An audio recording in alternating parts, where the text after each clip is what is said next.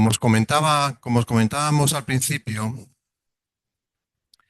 hemos intentado hacer honor a esto. No le hemos llamado conferencias, le hemos llamado workshop.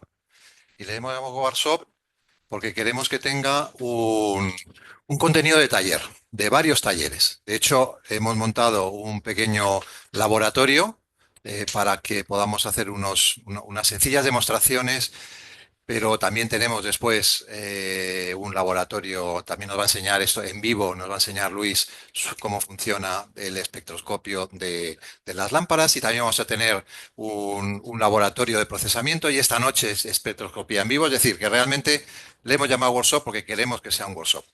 Bueno, el caso es que en este caso vamos a aprovechar una circunstancia interesante, y es que las próximas Navidades, las de este año, se cumplen exactamente 200 años de la primera conferencia navideña que Faraday daba para hacer explicaciones de cuáles eran el funcionamiento de la física. Entonces, atreviéndonos a hacer una emulación de Faraday salvando las enormes distancias, Isidoro y yo vamos a intentar ser vuestros Faraday hoy y explicaros, bueno, pues según este lema que decía Faraday: el aprendizaje no es cuestión de escuchar. Llevamos mucho tiempo escuchando aquí todo el rato, toda la mañana, y nos quedan unas cuantas. Es también, o sobre todo, es cuestión de ver y de hacer. Bueno, entonces vamos a intentar ver, y vamos a intentar ver cosas muy sencillas, que las conocéis todos, pero en el momento en que las vemos, adquieren una dimensión nueva. Es como si no las fuésemos a creer, como si eso se fuese a grabar en nuestro cerebro con una serie de información que nos va a resultar, pues yo creo que muy relevante de cara a después el uso de nuestros equipamientos. No vamos a hacer un uso de un espectrógrafo, no vamos a enseñar en este taller de instrumentación cómo funciona un UVEX o un STAREX, entre otras cosas porque es que no tenemos muchas estrellas aquí accesibles desde esta sala, pero sí que vamos a ver cómo funcionan los elementos básicos de los espectrógrafos, que son los elementos de dispersión. Y ese es el objetivo de esa charla. Es decir, los objetivos es conocer los principios de la dispersión, entender bien el funcionamiento de estos elementos de dispersión que vamos a usar dentro de nuestros espectrógrafos. Y después, eh, sabéis que en el registro de inscripción pues había una encuesta de quién tenía espectrógrafo, quién no tenía espectrógrafo. Una parte importante no tenéis espectrógrafo, y muchos de vosotros seguro que empecéis a trabajar con espectroscopía después de estas sesiones, y muy probablemente empecéis a usar la Star Analyzer. Pues la Star Analyzer, que aparentemente es una cosa muy sencilla, con un filtro que tú lo pones y ya, no. Hay ciencia. Hay aspectos que incluso yo me he sorprendido. La llevo usando mucho tiempo, y cuando lo he visto aquí digo, ahí va, pues efectivamente, hay aspectos que quizá desconocemos, o los conocemos pero no los tenemos en el consciente, están un poco ahí en el subconsciente. Bueno, para ello lo que hemos hecho es preparar para vosotros este pequeño laboratorio, y la clave es una estrella artificial, un astro artificial, no como esos estrellas artificiales que usamos bueno, pues para hacer la colimación de los telescopios. Es otra historia. Lo que hemos hecho es, pues, crear con elementos muy básicos. De hecho, estamos utilizando tres láseres que cuestan cada uno un par de euros, o sea que es absolutamente asequible para cualquiera. Y lo único es que hemos creado, pues, un pequeño dispositivo, que es este que veis aquí.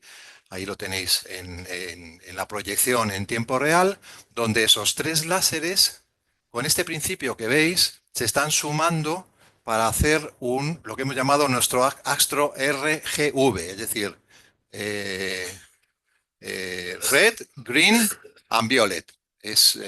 Bueno, pues en lugar de un RGB, nos interesaba más que fuese violeta. Ahora vamos a ver que rojo, el tercero de los láseres. Y con estos espejos dicroicos a 45 grados se suman para crear un solo haz. El primero de los espejos deja pasar el verde y refleja el azul. Por eso Refleja el azul, no el violeta. El violeta no funciona tan bien y por eso lo vamos a ver un poco apagado el violeta, pero funciona. Y el segundo, o espero que funcione. Y el segundo de los espejos deja pasar el verde y el azul y refleja el rojo, que ese sí lo vamos a ver con intensidad. Bueno, vamos a empezar a jugar un poco con el equipo. Entonces, lo que tenemos aquí, perdón, bueno, lo que tenemos aquí es este dispositivo donde primero vamos a encender el láser verde. Se debería ver también en la pantalla para que se quede grabado. Perfecto. Primero vas a encender el láser verde, después vamos a encender el láser violeta, que ahí se superpone, lo vemos ya un poquito blanquecino, y después vamos a encender el rojo. O sea que veis, aunque no sea perfecta la alineación, porque esto no deja de ser un instrumento específicamente diseñado para este evento, lo que sí que tenemos es nuestro astro, que tiene tres frecuencias. Esto es importante.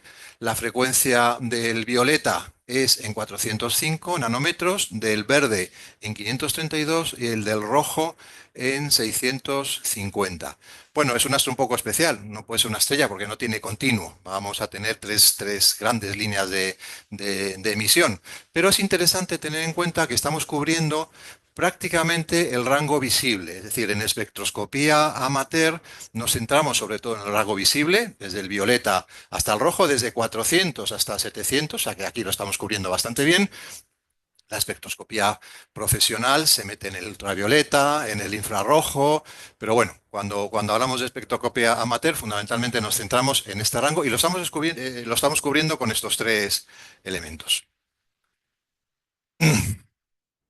Bueno, nuestro laboratorio, pues esto ya lo he explicado, pero ¿qué vamos a usar? Pues vamos a los elementos dispersivos, que ahora vamos a contar. Vamos a usar prismas, vamos a usar redes de difracción, vamos a usar prismas cuña, es decir, cosas que conocemos que se utilizan en la espectroscopía, pero vamos a intentar ver cómo funcionan. Vamos a usar no solo esta estrella, sino que también para explicar el concepto de qué pasa cuando utilizamos con redes de difracción, sobre todo, por ejemplo, con la Star Analyzer, no usamos rendija, pues vamos a ver qué pasa cuando en lugar de utilizar unas fuentes puntuales, estamos usando fuentes extensas. Todo esto lo vamos a ver poco a poco.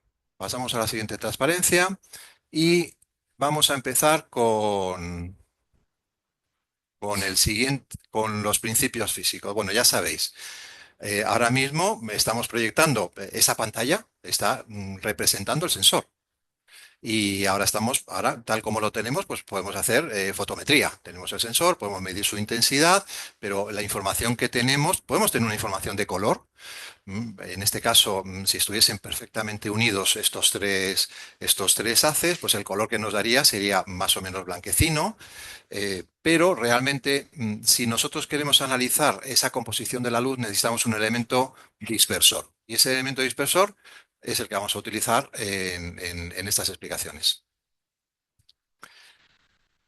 El primero de sus elementos dispersores que vamos a usar es el prisma. Ya lo ha comentado África en la primera transparencia, que se usan prismas en espectroscopía profesional. En la amateur se usan, pero quizá más en la parte de los ESEL. El principio físico lo ha recordado también en la primera conferencia África, es el índice de refracción. Es decir, ese índice de refracción N2 es un índice que depende de la longitud de onda y por lo tanto la desviación del rayo, que está relacionada con el índice de refracción, es diferente según cada rayo.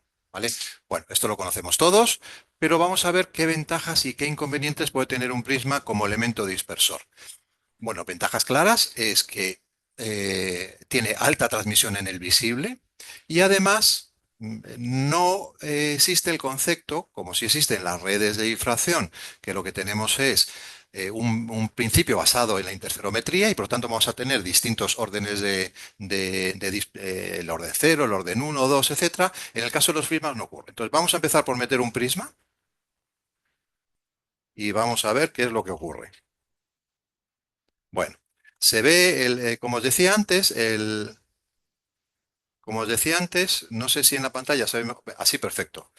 vemos como estamos ya dispersando, es decir, ya nuestra estrella ya no es un punto blanco o blanquecino, sino que hemos conseguido meter un elemento dispersor.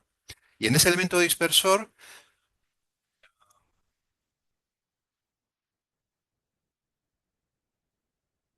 de hecho, vamos a enseñaros aquí un poquito cómo es. No, aún no se ha conectado.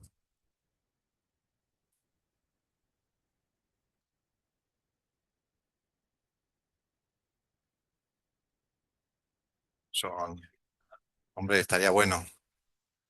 Esto de hacer un laboratorio en directo tiene mucho riesgo, mucho riesgo.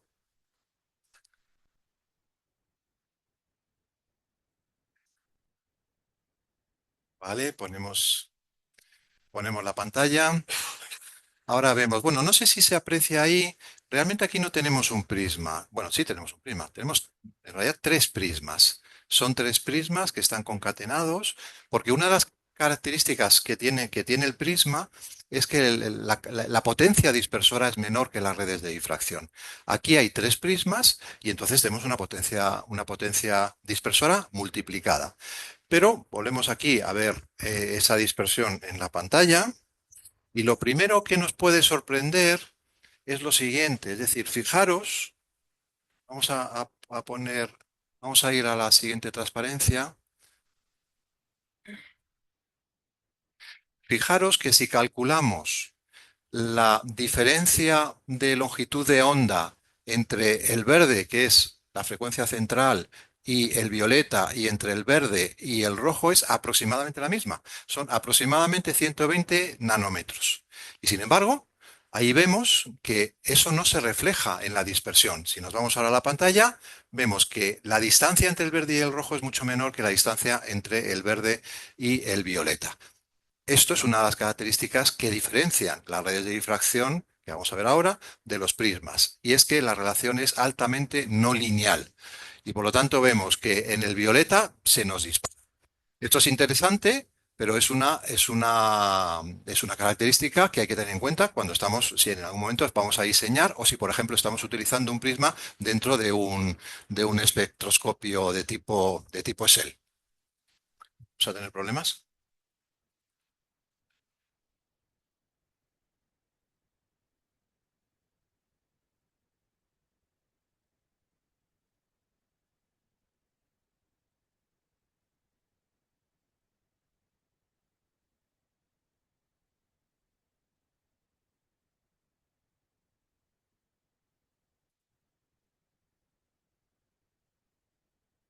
Disculpad, ¿eh? Bueno, otra característica que también podemos observar, aunque para los que están en remoto, a ver si podemos recuperar la imagen de la pantalla. Los que están en remoto están viendo la imagencita esa pequeña que se adivina. Se puede adivinar. Sí. Ahora, bueno, otra característica que podemos observar es que no hay órdenes, lo decíamos antes, es decir, tenemos una dispersión, pero ponemos esto en primer plano, Leo, pero no hay diferentes órdenes. De hecho, ahora mismo, el hecho de que estemos utilizando tres prismas en esta disposición, están corrigiendo el ángulo para que coincida, lo podemos ver si volvemos a quitar el dispositivo, más o menos la posición del orden, bueno, no es el orden cero, sino que es donde está centrada nuestra estrella dentro del sensor, el momento en que estamos conectando el dispositivo, el prisma dispersor, está calculado para que la parte central en el visible, que es el verde, esté más o menos alineado. Pero no hay un orden, no existe el concepto de orden cero, no existe el concepto de orden uno. Bueno, en todo caso hay un orden nada más, que es donde tenemos los rayos dispersados. Bueno, con esto hemos hecho un repaso a uno de los principales elementos dispersores, que además fue lo que se utilizó en el inicio, y lo que vamos a pasar es a hacer algún tipo de comprobación o experimentación con otro tipo de elementos dispersores. Y en este caso empezamos a utilizar, fijaros más o menos en la pantalla dónde está cayendo el orden cero, que es lo que estáis viendo ahí. Y aquí vamos a utilizar una red de difracción que tiene tres opciones. La opción de 100, recordad lo que ha contado África también, que en el caso de una red de difracción, en el caso de una red de difracción, que vamos también a explicarlo, vamos a verlo también aquí. Estamos probando con tres redes, una de 100, otra de 300 y otra de 600. El principio ya no es la refracción, el principio es la interferometría que se produce por la refracción de la rendija. Y vemos que dependiendo de la potencia que tenga la red de difracción, que es la densidad en definitiva, en el caso de 100 líneas por milímetro, vemos que todavía tenemos esto lo pueden ver, si os fijáis dónde está el orden cero, pues el orden cero va a estar siempre ahí. Ese no va a variar. Pero en el momento en que ponemos una red de difracción con una densidad de 100, pues tenemos una dispersión. A la derecha tenemos el orden uno. Después el orden 2. También nos fijamos, que también lo ha explicado, y esto va a ser un tema muy interesante, que vamos a ver más claramente más adelante. El orden uno tiene una separación, el orden 2 tiene el doble de separación, aunque ya estamos empezando a dejar de ver el violeta, pues porque no tiene intensidad suficiente para que seamos capaces. Y lo mismo que pasa a la derecha del orden cero va a pasar a la izquierda con los órdenes negativos, el menos uno, el menos 2, etcétera. Ahora, si en lugar de utilizar una línea de 100, utilizamos una línea de 300, todo está pues lo mismo. El orden cero sigue estando en el mismo lado, pero gracias a la densidad de las líneas de esta orden de difracción, que es de tipo, eso no lo comentaba antes, esta es de tipo transmisión. También podríamos utilizar una red de difracción de tipo reflexión, pero por el espacio de este montaje hemos preferido no complicarlo porque se requiere también tener espejos y más espacios. Bueno, pues este es el orden, perdón, vale. Perdona, esta es de reflexión, vale. Pues lo que pasa es que aquí hay que enseñarlo aquí, ¿vale? Hay que enseñarlo aquí. Esta es una red.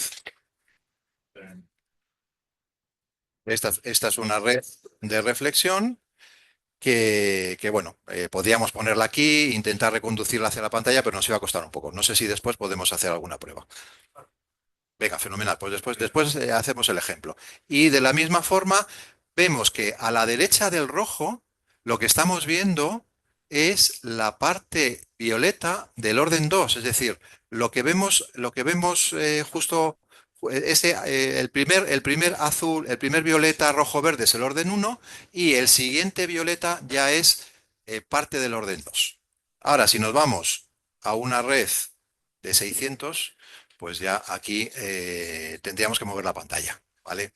Porque, a ver, si movemos la pantalla, tendríamos que mover la pantalla porque aquí realmente la, ya está excesivamente, el poder de dispersión es excesivo. Bueno, no lo vamos a dejar aquí. Y con esto hemos comprobado cómo funciona una red de difracción con distintas densidades. Bueno, de la misma forma que pues, podemos utilizar esta red de difracción, con la que vamos a estar más familiarizados y vamos a usar habitualmente es las escaladas láser, de las que bueno, todos o muchos de nosotros hemos empezado trabajando con ellas. Esta en concreto es una SA200. Tanto monta tanto una SA100 como una SA200 para esta prueba. La única diferencia va a ser bueno, aquí sí que quiero comentar un aspecto interesante y es que Isidoro ha preparado un montaje que además me ha comentado que estaría encantado de pasárselo a cualquiera que esté interesado para poder comprobar que esto que estamos haciendo aquí de forma cualitativa, comprobarlo de forma cuantitativa. Es decir, que el ángulo de dispersión de la red de difracción en función de la densidad y en función de la distancia a la que ponemos el sensor coincide perfectamente con la teoría. Y toda esta información está completamente a vuestra disposición, pero hoy no tenemos tiempo de entrar en este tipo de detalles. Lo que sí que vamos a hacer es aplicar una red de difracción. Vamos a poner una SA200. Bueno, volvemos a ver dónde está el orden cero. Fijaros en el orden cero. Ponemos la red de difracción, la SA200, el orden cero queda en el mismo lugar, pero lógicamente queda atenuada, porque la red de difracción lo que nos está haciendo es dividir la potencia o la intensidad de nuestra fuente luminosa en los distintos órdenes. El primer orden que vemos a la derecha, esto quizá lo podemos poner un poquito más cerca para que se vea mejor, perdona, un poquito más lejos, para que podamos ver. Y el público lo haga mejor así, efectivamente. Este es el orden cero. El orden cero nunca se nos desvía y además el orden cero tiene todas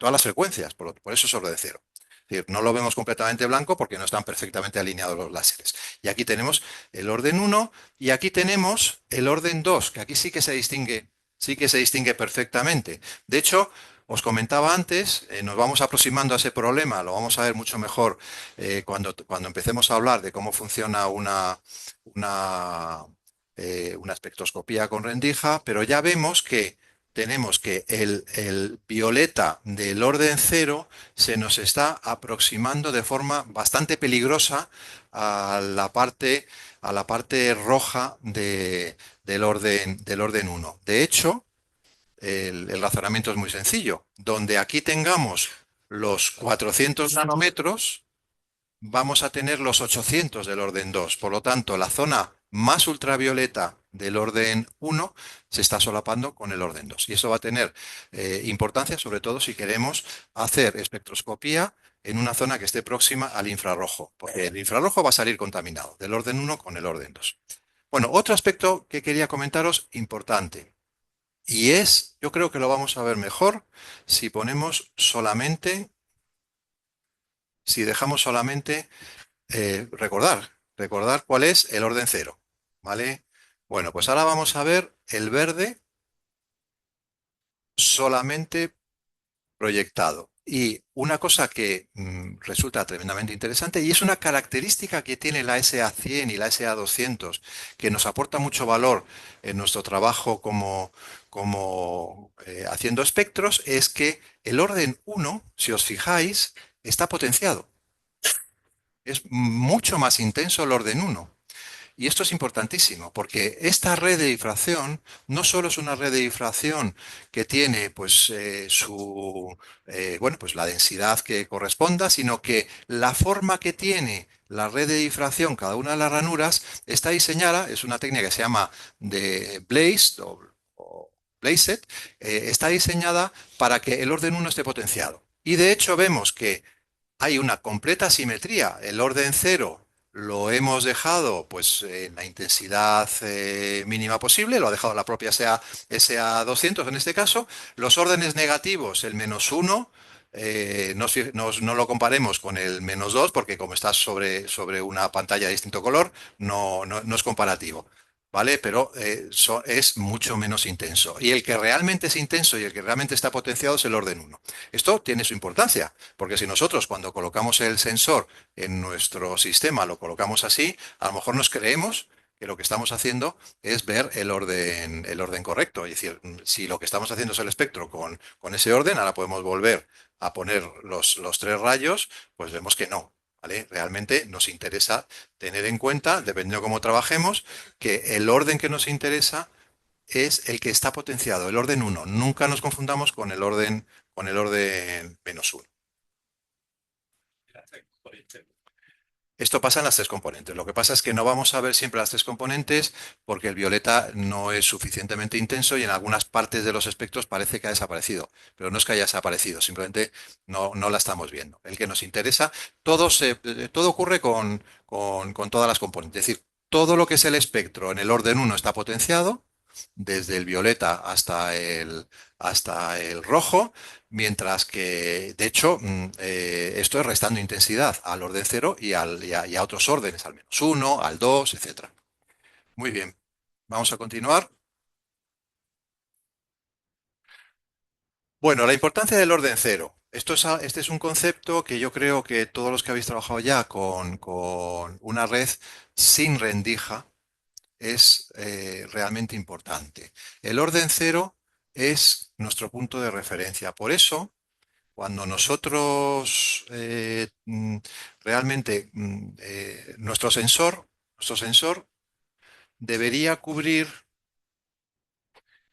porque después lo vamos a ver. Es decir, realmente es muy importante el tema de las distancias. Cuando nosotros estamos alejando y acercando nuestro sensor de la Star Analyzer, lo que estamos haciendo es redimensionando qué parte del espectro está cubriendo nuestro sensor. ¿Qué es lo que nos interesa? Nos interesa que nuestro sensor cubra el orden cero y el orden uno. No nos interesa el orden menos uno, no nos interesa el orden 2. ¿Y esto por qué? ¿Por qué el orden cero es tan importante? Es nuestro punto de referencia. Cuando nosotros calibramos, vamos a empezar por hacer una estrella de referencia. En esa estrella de referencia vamos a identificar una línea característica, por ejemplo, con una estrella de tipo A o de tipo B espectral, y esa línea de referencia, que puede ser una línea Balmer bien pronunciada, por ejemplo H alfa, vamos a calcular esta distancia, la distancia que hay entre el orden cero y esta línea. Y esto nos va a permitir calibrar nuestro espectro.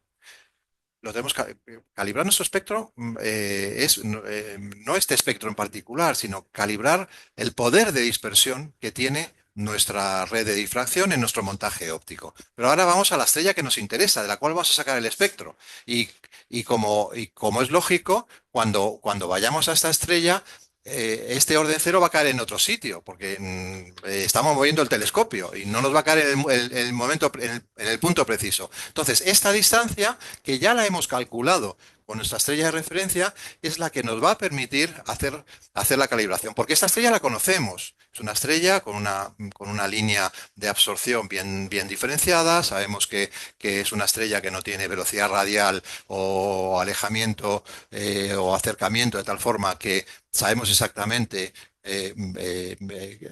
cuál es la frecuencia de la línea H alfa y no está alterada por el movimiento de la estrella. Tenemos perfectamente calculada el poder de dispersión de nuestra configuración óptica, que es la dispersión, es también las características ópticas del telescopio y es también, por supuesto, la distancia desde la red hasta el sensor. Y después, cuando vayamos a hacer la estrella a estudiar, pues tenemos que saber dónde está esta estrella, este orden cero, y nos va a permitir volver a hacer la misma operación, porque en esta estrella ya no sabemos ese H alfa dónde está, porque a lo mejor no es una estrella caliente, no es una estrella que tiene esta línea de absorción, no es una estrella que, bueno, pues tiene un desplazamiento Doppler y precisamente lo que queremos medir en ese momento. Por lo tanto, el orden cero es realmente importante que entendamos por qué funciona así. Y por lo tanto, lo que hablábamos antes, lo que vamos a intentar cuando hagamos nuestro espectro con una red de difracción sin rendija es tener posicionado el orden cero dentro de nuestra imagen y hacer que en nuestro espectro esté suficientemente centrado para que nos cubra el rango correspondiente. Y aprovechamos esto para resaltar algunos conceptos que yo creo que son muy importantes, que también nos ha mencionado la primera de las presentaciones, la dispersión. La dispersión nos va a decir cuánto separadas está en la longitud de onda en nuestro detector, que la vamos a ver normalmente en el número de nanómetros que entran en cada píxel. ¿De qué va a depender? Bueno, va a depender de nuestro elemento, de nuestra configuración óptica, de la redifracción que pongamos, pero también va a depender, que es nuestro elemento variable, de cómo separemos nuestro sensor de la red de difracción. La dispersión no es lo más importante, porque no es un objetivo. Nosotros no queremos, el objetivo va a ser el rango y la resolución. Eso es lo que nos importa, pero dependen de la dispersión. Por lo tanto, tenemos que calcular esa dispersión, la vamos a condicionar en función de la distancia que ponemos desde nuestra red hasta nuestro sensor, y es lo que nos va a definir el rango. El rango, indudablemente, es desde qué longitud de onda hasta qué longitud de onda nos está entrando. En el caso de trabajar sin rendija, ese intervalo, pues no podemos disponer de todo nuestro ancho de nuestro sensor, puesto que tenemos el orden cero que nos tiene que entrar y hay una distancia desde el orden cero hasta donde empieza la zona de ultravioleta del espectro. Bueno, pues en lo que nos quede, pues ahí vamos a tener un rango espectral, que es la parte útil de nuestro espectro cuando trabajamos, de nuestro sensor, cuando trabajamos sin rendija. Eh, Depende, por supuesto, muy importante la resolución, que es un concepto que también hemos visto al principio de hoy, que es la capacidad de distinguir líneas individuales. Depende de muchos factores. El primero, de la dispersión, pero también depende de la rendija. La rendija en un concepto amplio, porque lo vamos a ver ahora. Rendija, si tenemos rendija, la rendija es vital para definir la resolución. Y si no tenemos rendija, ¿qué es lo que nos define? ¿Cuál es el equivalente? Pues bueno, nuestra rendija, en este caso lo tenemos que poner entre comillas, es el propio astro. Si el astro es un astro muy puntual, equivale a tener una rendija muy estrecha. Si tenemos un sin malo, pues el astro se hace más grande en nuestro sensor y tenemos el equivalente a una rendija más ancha. Y si nuestro astro es una nebulosa planetaria, pues como objeto extenso, la cosa se complica muchísimo, puesto que ya perdemos toda la resolución porque se nos mezclan las imágenes y lo vamos a ver después un poquito mejor. Hay muchísimos aspectos que definen la resolución, pero es un elemento importantísimo porque nos va a condicionar, en definitiva, para qué vamos a usar ese espectro. No es lo mismo la información que nos da un espectro de baja resolución que de media, que de alta. Bueno, seguro que muchos de vosotros habéis oído hablar de la posibilidad de mejorar los espectros de una Star Analyzer si añadimos un prisma de tipo cuña, ¿vale? Entonces, cuando nosotros unimos una red de difracción de tipo transmisión y la juntamos con un prisma de tipo cuña, tenemos lo que llamamos un Greens. Es, por ejemplo, la Star Analyzer con un prisma cuña. Este es un prisma cuña, quiero recordar, de 4 grados, ¿vale? Y en el momento en que nosotros lo añadimos, lo ponemos a continuación de nuestro espectro. Fijaros dónde está la zona de nuestro rango espectral, que está un poquito a la derecha en nuestro sensor. Fijaros también dónde está el orden cero, ¿vale? Pues ahora vamos a añadir este prisma. ¿Y qué es lo que vemos? Que se nos ha centrado el espectro. Se nos ha colocado mucho más cerca. Si nosotros tenemos pues, el centro del sensor, por ejemplo, donde está el centro de esa cartulina negra, pues ahora vemos que la zona que, bueno, se nos ha acercado mucho a la zona central y hemos conseguido, en definitiva, reconfigurar la zona en la cual nosotros vamos a tener el espectro. ¿Qué otras características que lamentablemente no podemos ver en este experimento, pero que es importante tener en cuenta? La primera de ellas es que este prisma tiene un efecto de corregir la aberración del coma que introduce la Star Analyzer. ¿Vale? Esto es importante, porque al reducir el coma vamos a aumentar la resolución. Pero hay que tener mucho cuidado. Bueno, y tiene otro efecto también, y es que el orden cero se nos va a emborronar un poco.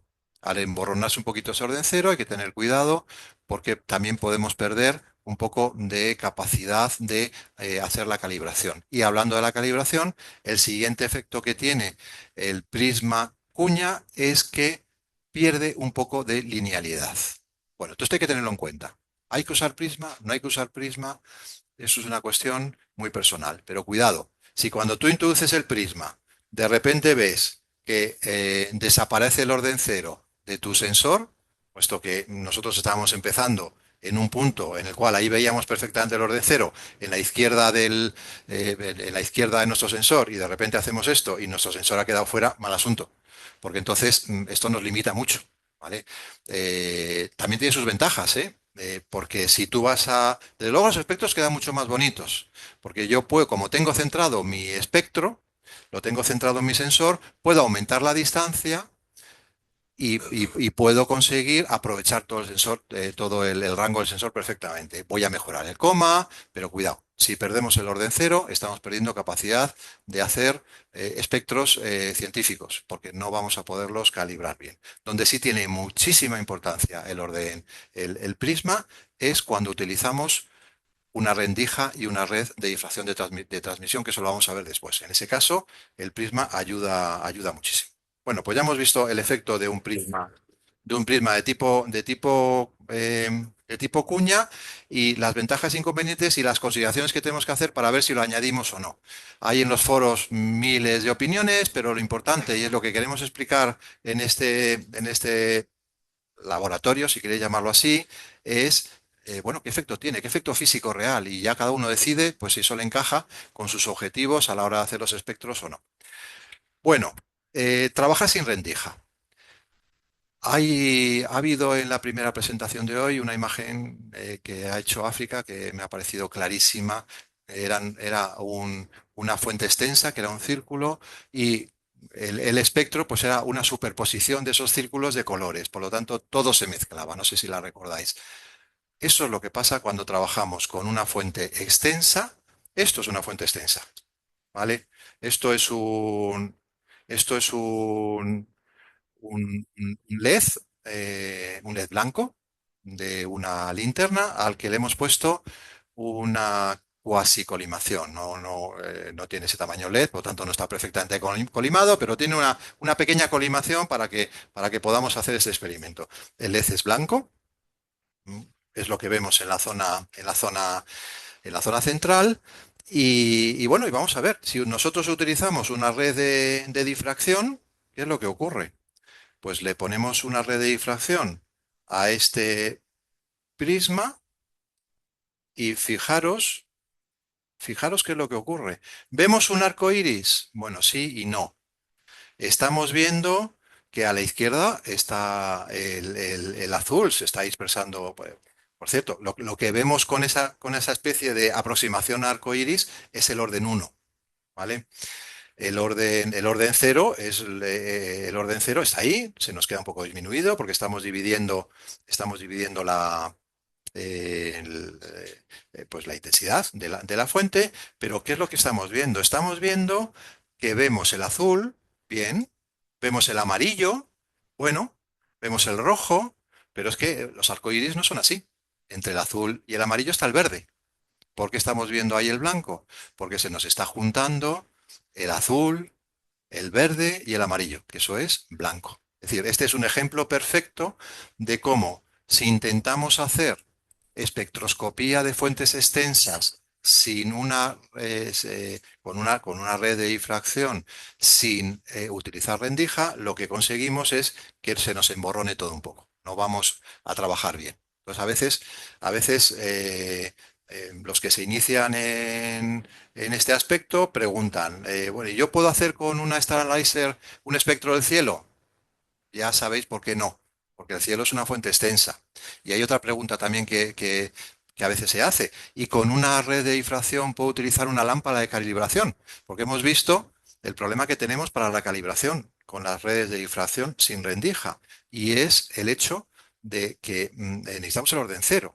¿Vale? Para saber desde dónde, ese punto de referencia, para saber dónde va a estar nuestro espectro y con esa calibración de las longitudes de onda. Sin embargo, en espectroscopía con rendija no se utiliza el orden cero ni hace falta eso, porque utilizamos una lámpara de calibración para saber exactamente dentro de nuestro sensor dónde está cada una de las longitudes de onda. Eso no lo podemos hacer porque una lámpara de calibración es una fuente externa, es una fuente extensa. Las fuentes extensas van mal con trabajar sin rendija. Se pueden hacer cosas, ¿eh? Hemos visto con la Star Analyzer, espectroscopía de nebulosas, pero bueno, salen cosas, claro que salen cosas, sobre todo cuando hay líneas de emisión muy intensas y se nos posiciona parte de nuestra nebulosa en desplazada, pero calidad científica, bueno, hay un compromiso de pérdida de información y de pérdida de resolución importante. Entonces, dicho esto, lo que vamos a hacer a partir de ahora es que, pues, vamos a hacer un cambio y vamos a empezar a trabajar. Bueno, esto es la explicación, pero que después de ver el esquema de... hemos perdido la presentación, ¿no? No, simplemente, la representación que había hecho de cómo se mezclan todos los órdenes, pero vamos, recordar lo que ha enseñado África, que me parecía muchísimo más gráfico. ¿Cuál es la siguiente transparencia? Vale, entonces ahora vamos a cambiar. Sin embargo, no vamos a cambiar de elemento dispersor. Vamos a utilizar el mismo elemento dispersor. Vamos mal de tiempo, ¿no? Buah, perdón. Voy a ser muy rápido entonces. Este es el montaje que vamos a ver, ¿vale? El montaje que vamos a ver, que ahí lo tenéis en pantalla. Vale. Entonces vamos. Pero no, pero 15 minutos incluyendo que tiene que entrar Luis. Sí. Vale. Venga, vamos a intentar. No, yo voy a acelerar. Es que no queda mucho. Bueno, este es el montaje que estáis viendo ahí. Lo que hay justo en el centro de la transparencia es la red de difracción. Veis que hay dos prismas, uno a cada lado, dos prismas cuña. Esos prismas cuñas tienen dos funcionalidades. Una, una de ellas es el que nos va a centrar el espectro, porque vamos aquí a enseñar este dispositivo. Que hemos perdido. No. No lo hemos perdido, no lo hemos perdido. No hemos perdido otra. ¿Lo hemos perdido? Bueno, hay que descontar del tiempo los problemas técnicos. Eso no cuenta. ¿Eh?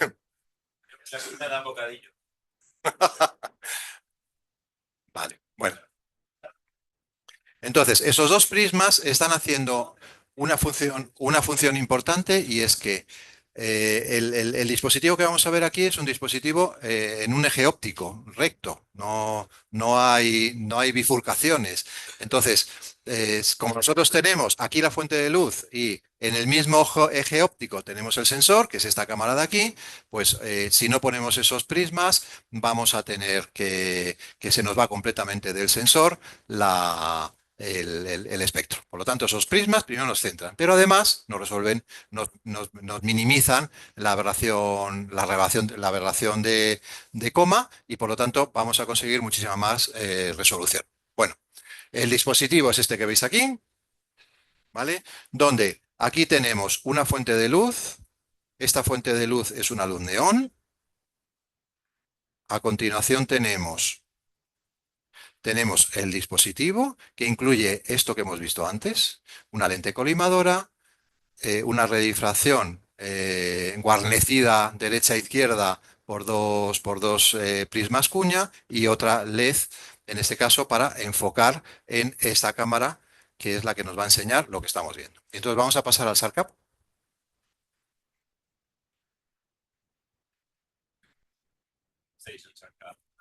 y vamos a empezar por blanco y negro. Conectamos esta cámara, si se deja, a ver, está ahí, bien, eso es buena señal.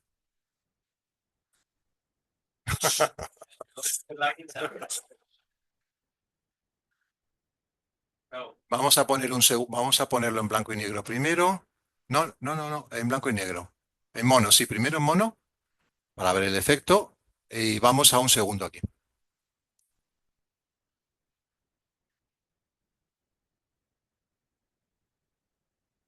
Perfecto. Y aquí le damos al histograma, fenomenal. Bueno, y esto es lo que estamos viendo. ¿Qué es esto? Pues esto es una demostración tremendamente gráfica de cómo funciona una rendija. Esto es la rendija que la estamos dispersando, porque esto también lo ha explicado África esta mañana.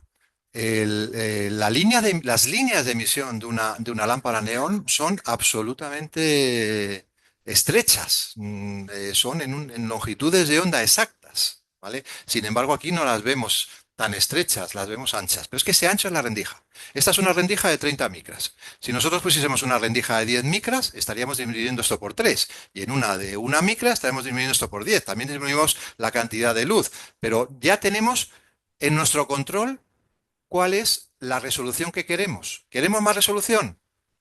Ponemos menos rendija. ¿Queremos menos resolución? ¿Y por qué vamos a querer menos resolución?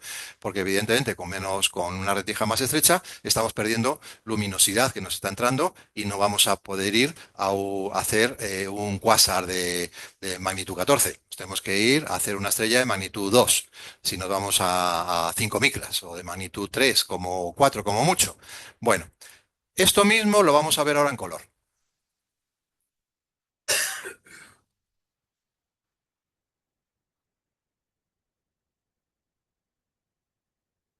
Y queda evidentemente mucho más bonito. ¿Vale?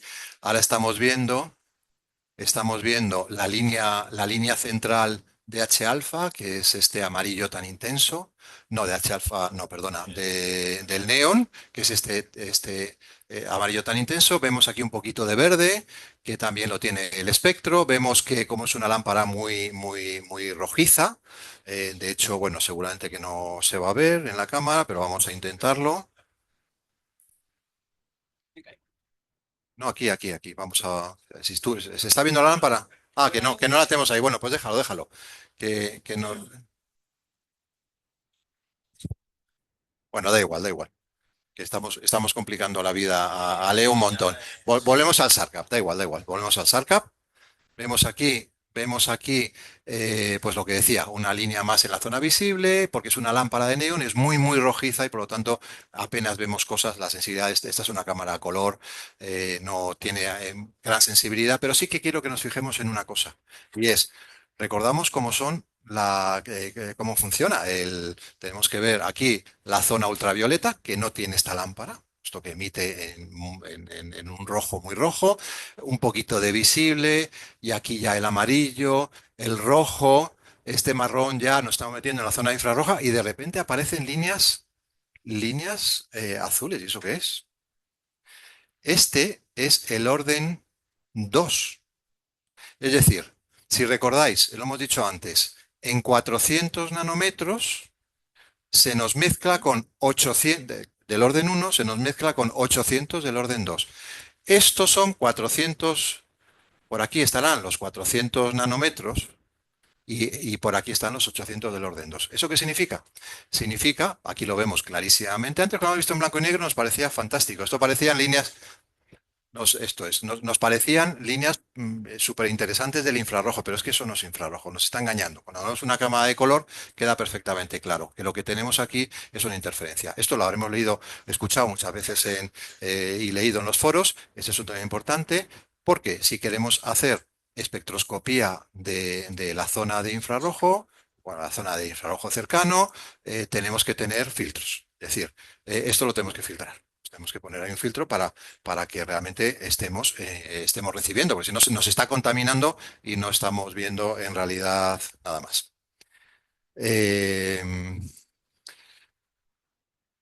Vale. Carlos, yo ya he terminado. No sé si tenemos o lo podemos ver después quizá en la parte al final de la presentación, si alguien se quiere quedar. Carlos ha traído unos instrumentos profesionales de espectroscopía que yo creo que son tremendamente interesantes que veamos, pero quizá lo que podemos hacer ahora es, si queréis 5 minutos de preguntas, le damos paso a Luis.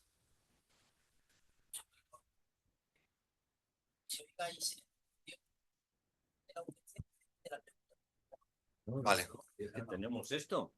Y somos modernos, mira. Hemos llenado.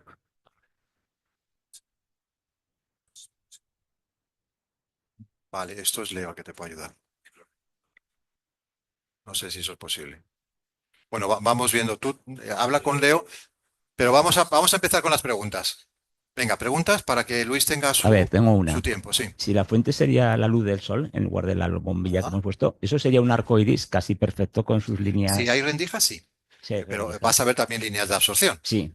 Pero sería Pero un si arco si no iris. hay rendija, se te mezcla todo. Con una red de difracción de transmisión, bueno, o da igual, o de reflexión, si no tiene rendija, ninguna fuente extensa. Y mejor fuente extensa que la luz del sol, no hay otra. Vas a ver el arco iris, pero vas a ver exactamente, pero vamos, porque el continuo del sol no es exactamente así y vas a ver muchas líneas de absorción. Muchas gracias. Sí, pasar por favor. Para el final, esto para el final. Perdón. Eh, Esta configuración era la primera configuración que hemos visto, con una rendija, con un Sí, colimador y un dispersador. Mi pregunta es, en espectroscopía, eh, ¿tenemos algo parecido a tener que enfocar? Quiero decir, claro. fuera de espectroscopía hay que enfocar y En tenemos nuestras espectroscopía curvitas, tal. hay que enfocar varias cosas. Depende cómo lo hagas. Si estás trabajando con espectroscopía sin rendija, lo que tienes que hacer es lo mismo que si no tuvieses el sensor. Tú tienes que enfocar, perdona, sí, el dispersor. Tú tienes que enfocar en tu sensor. En el momento en que introduzcas la redifracción, a lo mejor tienes que hacer algún ajuste, pero tienes un solo enfoque, que es el mismo que vos si estuvieses haciendo astrofotografía o lo que sea. Pero si utilizas rendija, el enfoque es en el plano de la rendija. Primer enfoque y hay un Primero, segundo enfoque. eso. Y es que una vez que tienes tu objeto en el plano de la rendija, después tienes que hacer que tu elemento óptico que enfoca en la cámara también enfoque. O sea, son dos enfoques. Son dos enfoques muy diferentes. Cuando trabajas con rendija, tienes que tenerlos en cuenta. Bueno, hay un tercer enfoque. Y es si utilizas una cámara de guiado, el Mi, espejo mi- con... mi pregunta venía, porque como tenemos distintos elementos ópticos, el colimador por un lado, el dispersador por otro, digo, ¿qué es lo que tengo que mover? Lo único que hay que mover es la distancia, es el enfocador de tu telescopio para que la estrella caiga en la rendija, perfectamente en la rendija, no solo enfocada, sino también alineada con la rendija, si no la luz no pasa. Y el segundo enfoque es esta cámara que la tienes que acercar, alejar. De hecho, aquí lo podemos ver, como ya hemos hecho la demo, podemos fastidiar el enfoque, pero yo puedo hacer esto y estoy, bueno, desenfocando o enfocando, no sé, pero evidentemente es otro enfoque distinto. Son dos enfoques completamente distintos. Aquí no hay enfoque en esta parte de aquí porque es extensa. Si fuese una estrella sí tendría que enfocar pero aquí como es una fuente extensa no necesito enfocar. Pero normalmente cuando haces espectroscopía astronómica sí que hay que enfocar en la rendija y después enfocar en el sensor. Son dos distintas. Si trabajas solo con red de difracción, solo en el sensor. No hay rendija, no hay más. Vale, pues le damos paso a... Medios para conversar en el café, etcétera. ¿Os parece? Póntelo, Luis. Sí.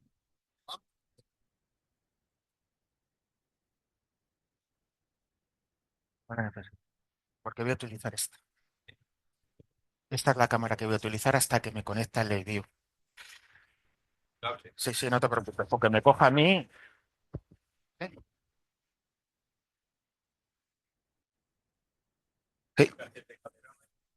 No, no, no me pongo. No, ponme aquí que me coja todo, no hay problema, ¿vale? Como has hecho con.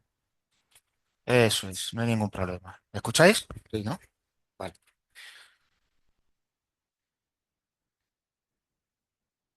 Bueno, pues vamos a pasar un poco a ver la parte práctica del espectroscopio para calibrar o ver las luminarias que nos producen contaminación lumínica, las que no nos producen contaminación lumínica, y como no podemos traerlas para acá, porque traer lámparas de vapor de sodio a alta presión o de baja presión, a halogenuros, o es decir, es complicado, no estamos en un laboratorio, vamos a hacer una equivalencia con las lámparas que tenéis todos en casa. Vale, algunos, yo sé que hay grandes expertos aquí en espectroscopia estelar. ¿Alguno puede decirme a simple vista si es capaz de discernir entre una estrella tipo A o una estrella tipo F? Así, mirando para arriba. No, ¿verdad? ¿Alguno sabría decirme qué tipo de lámpara es esa? ¿Mm? No. ¿La marca? No, no, no me refiero a la marca. ¿Qué tipo de lámpara es? ¿La tenéis todos en casa? Os voy a dar esto, que es una red de difracción sencilla, ¿vale? Vale 2 euros. Vais a mirar así y vais a ver su espectro. Podéis pasarla, que se os quede grabado este espectro, ¿vale? Porque vais a identificar de forma fehaciente esta lámpara sin ningún género de dudas. Podéis empezar a mirar, si queréis, a las LED y vais diciendo que veis.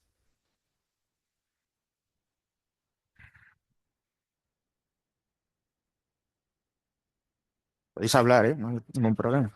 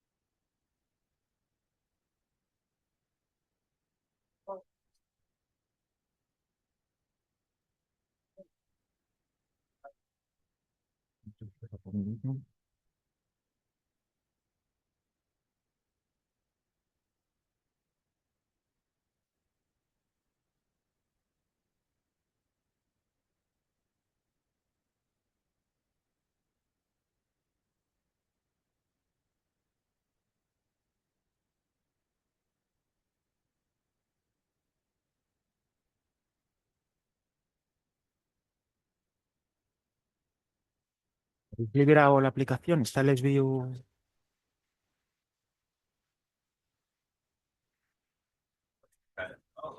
Sí, perfecto.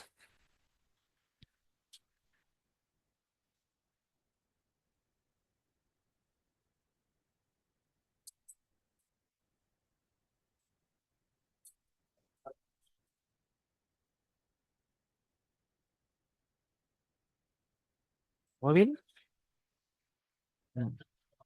Mi móvil. Mi móvil. Ah, va, perfecto. Mm.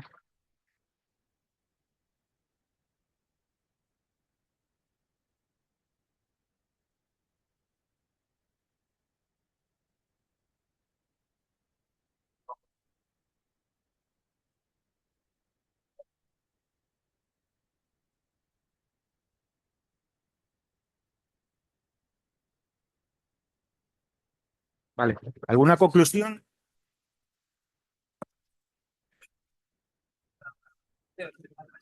Lo propuse, pero que ha sido lo suyo traer unas poquitas más.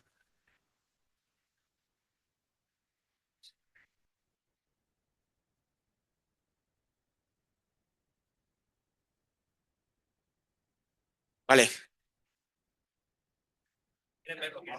Tira para ahí. Bueno, pues mientras vais viendo por la rejilla el espectro de este LED, ¿vale? Os voy a explicar un poquito qué hay. Si prestéis atención, por favor. ¿Vale? Venga. Tenemos media hora, así que lo vamos a despachar rápido, pero que se entienda. No podemos traer luminarias, ¿vale? Luminarias ni lámparas viales. Vamos a hacer entonces una propuesta que es con lámparas que podemos todos tener en casa. Esta es una lámpara CCL de bajo consumo. Las tenéis todas en casa. Y esto es una lámpara, ¿vale? Fluorescente, que ya cada vez hay menos. Estas también desaparecerán. Estas prácticamente están ya que ni se encuentran. De fluorescente de mercurio. Bien, ya tengo otra por ahí que es LED y a ver si nos da tiempo un poquito a mirar un poco todo. Vale, este es el espectro. Puedes dar la luz para que, si quieres, ahora lo apagaremos. ¿Podéis dar la luz? Sí, sí. Bueno. Vale, a ver si puedo conectarme. Vale, aquí podéis ver el espectroscopio que os he enseñado antes. ¿Vale? ¿De acuerdo? Este es el tubo. Aquí va el portarrejillas. Aquí hay una rejilla de 50 micras. Aquí va el elemento colimador, que es un objetivo de 50, el objetivo de 30 milímetros. ¿Vale? Aquí va el elemento dispersor, que como os he dicho antes es un DVD, un trocito de DVD. Y este es donde va el móvil, el portamóviles. Es un portamóviles estándar, ¿de acuerdo? Esto puede ser de alta calidad o de baja calidad, como es esto. Bueno, seguramente que a estas alturas os estáis preguntando cuánto cuesta esto. ¿Vale? Bueno, pues este espectroscopio completo, sin la impresión, porque la impresión ni el diseño, que lo he hecho yo y para la impresión me ha ayudado un compañero, ha salido sobre unos 30 euros. ¿Vale? 30 euros es casi despreciable. Bien, vamos a ver qué pasa con estas lámparas. ¿Habéis visto el LED, no? Era un espectro continuo, sin líneas, muy soso, ¿vale? No sé, feísimo, feísimo. Vale, vamos a ver qué pasa cuando hacemos el análisis espectral de estas dos bombillas. Lo primero, hay que poner el móvil en su soporte, ¿de acuerdo? Y hacer coincidir el agujerín del soporte con la cámara de un móvil. Cada móvil tiene una cámara diferente y una posición diferente, ¿vale? Por eso el soporte del móvil pues, se puede manipular y se puede orientar tanto izquierda a derecha como arriba abajo. Bien, de aquí directamente aquí. Bajamos un poquito esto para hacerlo coincidir, ¿vale? Quiero hacerlo coincidir un pelín más, lo bajo un poquito más. Bien.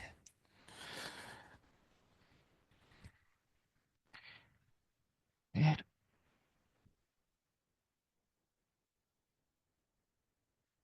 Bien. Lo subo un pelín para que lo veáis todos bien. Perfecto. Un poquito menos de zoom. Vale. Ajustamos un poco esto. Así. Bueno, vale, así. ¿Vale? No voy a liarme mucho más en enfocar ni en hacer una exposición mejor porque no tenemos tiempo. Vale, ¿qué diferencia hay entre esto y lo que estáis viendo a través de la rejilla? ¿Alguno lo sabría decir? A ver,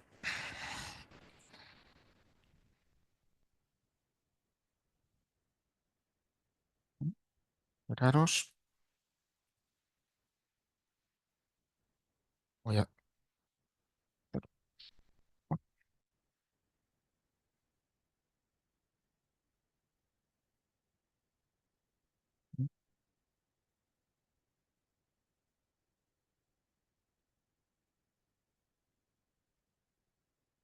¿Alguno sabría la diferencia?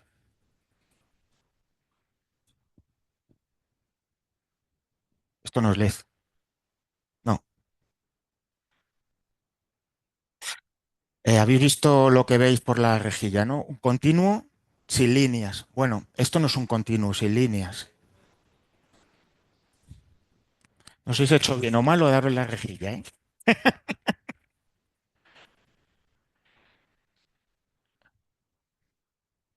¿Vale? Estamos ya pendientes de esto, ¿no? Bien, esto no es un LED, esto es una CCl. Esto es gas a presión, esto es mercurio, entre otros tipos de gases. Cada línea, ¿vale? Es un elemento químico, es un elemento parcialmente ionizado. ¿Vale? En este caso, mayoritariamente mercurio, con lo cual sabemos ya, simplemente caracterizando esa lámpara, que esa lámpara no es igual que esa y que las propiedades que tiene esta lámpara no son las mismas que tiene esa. Hemos utilizado un espectroscopio para definir con toda precisión, ¿vale? Los tipos de lámparas. Por supuesto, cada una de estas líneas están caracterizadas en longitud de onda. Podemos meter esta imagen, ¿vale?, en un software, asignar a cada línea una longitud de onda y tener su curva espectral. ¿Hasta aquí alguna pregunta?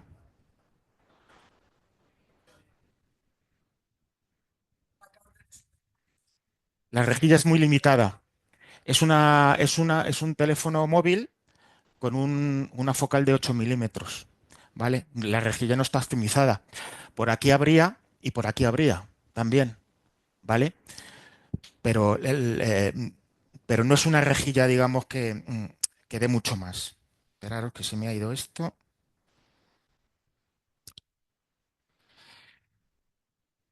Es que estáis por ahí intentando desconectar, por favor, los que tengáis, ¿vale? ¿Alguna pregunta hasta aquí? ¿Eh? Sí. Esto es mercurio, esto es mercurio, esto es mercurio.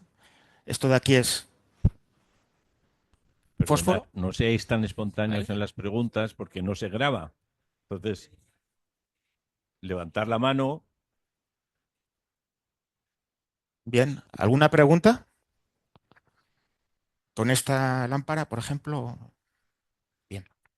Quedaron muy bien con este espectro, ¿vale? Porque si hacemos así y levantamos un poquito el espectroscopio,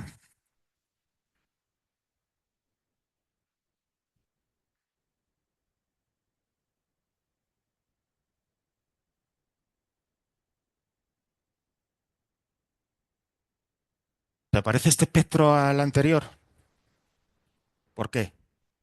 Porque esto es una lámpara fluorescente también, pero no tiene nada que ver con una CFL. También es mercurio, pero tiene otras líneas de emisión claramente definidas y, por supuesto, caracterizables en cualquier software de caracterización de espectros. ¿Veis? Mercurio. Vamos a hacerlo aquí. A ver si logramos. Dos, una. Y esta que está. Si la conseguimos. Vale. ¿Vale? No me estoy entreteniendo mucho en centrar el espectro para que me salga la curvatura de campo, quitarla, ni hacer zoom. Simplemente, sin hacer nada, ya lo veo así. Esto llevaría un proceso, ¿vale? Luego, además del software de calibración, en el software de edición, para recortar aquí un trocito, ¿vale? Y ese trocito sería el que introduciríamos en el software de calibración. ¿Cómo sabemos cada longitud de onda? Que se adjudica a cada línea. Están perfectamente definidas. Yo sé que esto es mercurio en una longitud de onda, esta es otra porque tengo unas tablas. Si me quiero hacer un poco el interesante, diría que necesito una lámpara de calibración de neón. Podría hacer una imagen de una lámpara de calibración de neón, que ya están también perfectamente calibradas, y compararla con esto. La calibración sería entonces automática, pero no la necesito. De hecho, nosotros en nuestro proyecto no lo hemos aplicado. ¿Cómo aparecería una lámpara de neón aquí? ¿Esto es una lámpara de neón? Pues sí. ¿Vale? Está hecha en 3D, como podéis imaginar. Esto no tiene nada más que un enchufe, una perilla como la que teníamos antes en los tiempos de Mari Castaña, ¿vale?, en la cama. Y si yo enciendo esto, pues a ver si tengo aquí uno libre, tiene este aspecto. ¿Lo veis? Roja. No sé si lo veremos por aquí. ¿De acuerdo? Bien. Esto se pone aquí encima, se introduce y sacaría un espectro de la lámpara de neón. Como esto tarda en mi móvil 30 segundos, como no vamos a esperar 30 segundos porque aquí el tiempo es oro, os voy a enseñar cómo quedaría porque tengo una imagen ya hecha, ¿vale? Para que lo veáis. Estará por aquí. Más o menos eso. Voy a darle un poquito más de... Se vería así, ¿de acuerdo? Líneas no con tanta definición como con es una rejilla ancha, son 50 micras, pero aproximadamente se vería así. Si le hubiera dado más exposición, saldrían por aquí más líneas y por aquí más líneas. Pero ya os digo, un móvil no es el mejor, no es la mejor cámara para utilizar un espectroscopio. Es más, es la peor, pero lo tenéis todos. Esa es la diferencia que hay entre hacer un proyecto ya no de ciencia ciudadana, porque esto es un poquito más de ciencia ciudadana, pero también interviene una cosa que es muy importante, es que todos tenéis, si no el principal, ¿vale? Uno de los elementos que son fundamentales, que es el elemento cámara. Y eso es un móvil. Si yo aquí quitara esto y pusiera esa cámara, ¿vale? Mejoraría exponencialmente los resultados. Y si es una cámara monocromática, muchísimo más, sin tocar nada más. Pero claro, sustituir el móvil por una DSLR o una cámara compacta o una cámara de ese tipo tiraría por tierra todo el objetivo, que es que la persona salga a la calle con esto, se sitúe en una luminaria y empieza a tomar espectros. Tiene que ser un equipo portátil, como dije antes, muy fácil de llevar, que todo el mundo lo pueda construir y económico. Ya, pues vale, pues si tenéis alguna pregunta o como nos vamos a ver por ahí, pues estoy a vuestra disposición. Sí, si tú me preguntas si ponemos una cámara más grande, por ejemplo, una DSLR.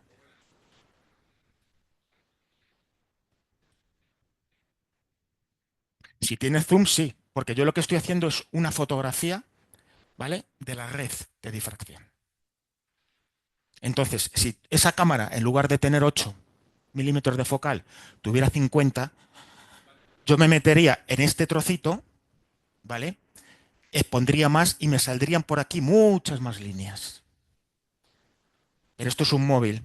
Si un móvil le pasa, de hecho, estos son 30 segundos, pero hay móviles que a lo mejor ni llegan o se pasan, pero la cantidad de ruido de un móvil exponiendo 30 segundos es bestial. Esto lleva hasta un plano oscuro. Vale, venga.